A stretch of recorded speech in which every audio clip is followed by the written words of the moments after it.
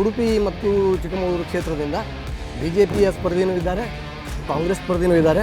ನಿಮ್ಮ ಒಂದು ಒಲವು ಯಾರ ಕಡೆ? BJP ಕಡೆ. ನಿಮ್ಮ ಒಲವು BJP ಕಡೆ. ಯಾಕೆ ಅಂತ ಕೇಳ್ಬೋದಾ? ಯಾಕೆ ಅಂದರೆ ಇಲ್ಲಿ ದಕ್ಷಿಣ ಕನ್ನಡದಲ್ಲಿ BJPನೇ ಮುಂದುವರ್ತದೆ. ಹಾಗೆ.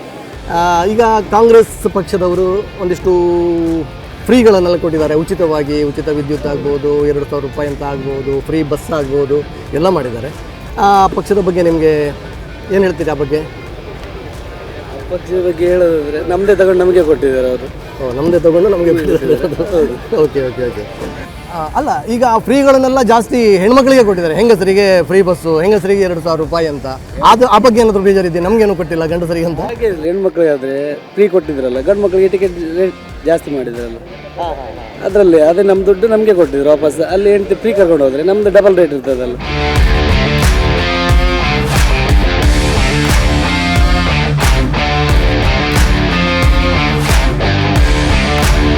ಓಟು ಬರ್ತಾ ಇದೆ, ಕರೆಕ್ಟಾ? ಇಲ್ಲಿ BJPನೂ ಇದೆ, ಕಾಂಗ್ರೆಸ್ಸೂ ಇದೆ. ನಿಮ್ಮ ಒಲವು ಯಾವ ಪಕ್ಷದ ಕಡೆ?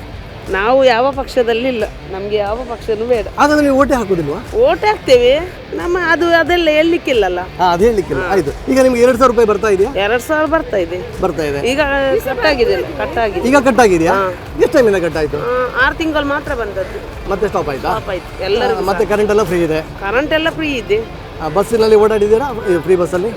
ನಾವು ಅದು ಬಸ್ಸಲ್ಲಿ ಹೋಗುದಿಲ್ಲ, ನಾವು ಹಣ ಕೊಟ್ಟೆ ಹೋಗುದು. ಈಗ ಫ್ರೀ ಎಲ್ಲ ತಗೊಂಡು ನೀವು ಈಗ ಓಟು ಯಾರಿಗೆ ಹಾಕೋದಂತ ನೀವು ಯೋಚನೆ ಮಾಡಿ? ಅದೆಲ್ಲ ಹೇಳಲಿಕ್ಕಿಲ್ಲಲ್ಲ, ಸಸ್ಪೆನ್ಸ್ ಅದೆಲ್ಲ. ಓಕೆ, ಒಳ್ಳೆ ನಿರ್ಧಾರ. ಆಗ ನೀವು ಹೇಳಿ, ನಿಮ್ದು ಒಲವು, ನಿಮ್ಮ ಖುಷಿ BJP ಮೇಲೂ ಕಾಂಗ್ರೆಸ್ ಮೇಲೂ?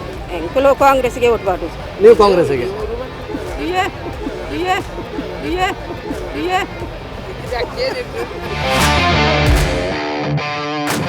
ಕಾಂಗ್ರೆಸ್ ಪರವಾಗಿ ನೀವು ಖುಷಿ ಪಡ್ತೀರಾ? ನಿಮ್ಮ ಒಂದು ಅನಿಸಿಕೆ ಇದು ಗೆಲ್ಲಬೇಕು ಅನ್ನೋದಿರುತ್ತಾ, ಅಥವಾ BJP ಗೆಲ್ಲಬೇಕಂತ ಇರುತ್ತಾ? ನಿಮ್ಮ ಒಲವು ಯಾರ ಕಡೆ?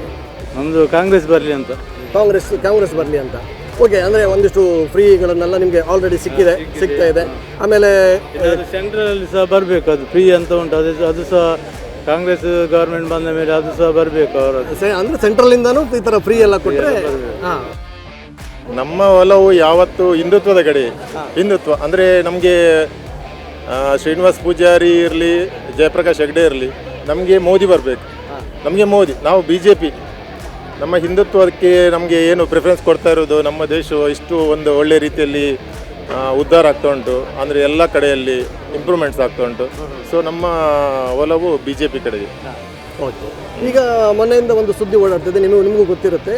ಈಗ ಶ್ರೀನಿವಾಸ್ ಪೂಜಾರಿ ಅವರಿಗೆ ಹಿಂದಿ ಬರಲ್ಲ, ಇಂಗ್ಲೀಷ್ ಬರಲ್ಲ ಅಂತ ಎಲ್ಲೋ ಒಂದು ಕಡೆ ಅವರು ಹೇಳಿದ್ದಾರೆ.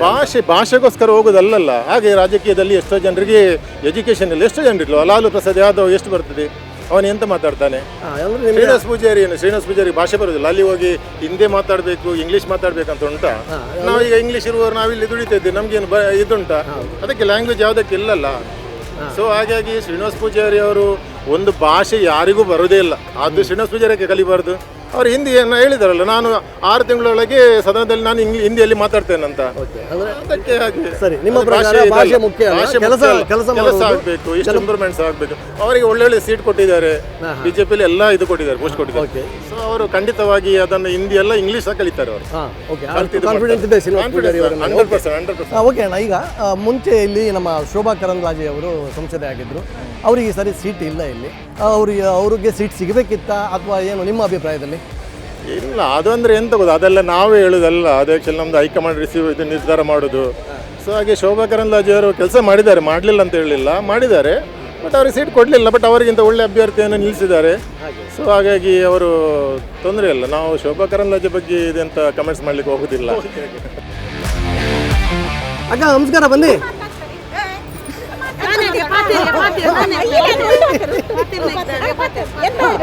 ಎಂತ ಇಲ್ಲ, ಎಂತ ಗೊತ್ತಾಕ, ಈಗ ನಿಮಗೆ 2,000 ರೂಪಾಯಿ ಬರ್ತಾ ಉಂಟಾ?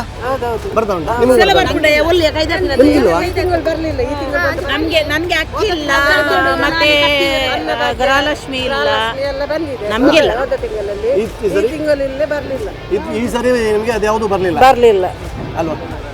ಬಸ್ಸು ಫ್ರೀ ಕೊಟ್ಟಿದ್ದಾರೆ, ನೀವು ಎಲ್ಲೆಲ್ಲ ಬಡಿದ್ರಿ? ಹಣ ಕೊಟ್ಟರೆ ಬರೋದು ನಾವು. ಬಹಳ ಚೆನ್ನಾಗಿ ಮಾತಾಡಿದ್ರಿ, ಕರೆಕ್ಟಾ? ಅಂತರಾದ ಮಾತುಗಳನ್ನು ನಮ್ಮ ಮುಂದೆ ಹೇಳಿದ್ರಿ. ಹಾಗಾಗಿ ದರ್ಶನ್ ಬ್ಲ್ಯಾಕ್ ಸ್ಟೋನ್ ಕಡೆಯಿಂದ ನಿಮಗೊಂದು ಊದುಬತ್ತಿಯ ಗಿಫ್ಟ್ ಇದೆ. Thank you very much.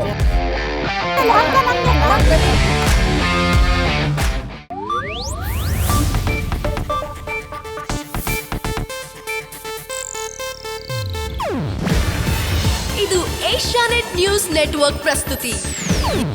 ನೀವು ನೋಡ್ತಿದ್ದೀರಾ ಏಷ್ಯಾನೆಟ್ ಸುವರ್ಣ ನ್ಯೂಸ್.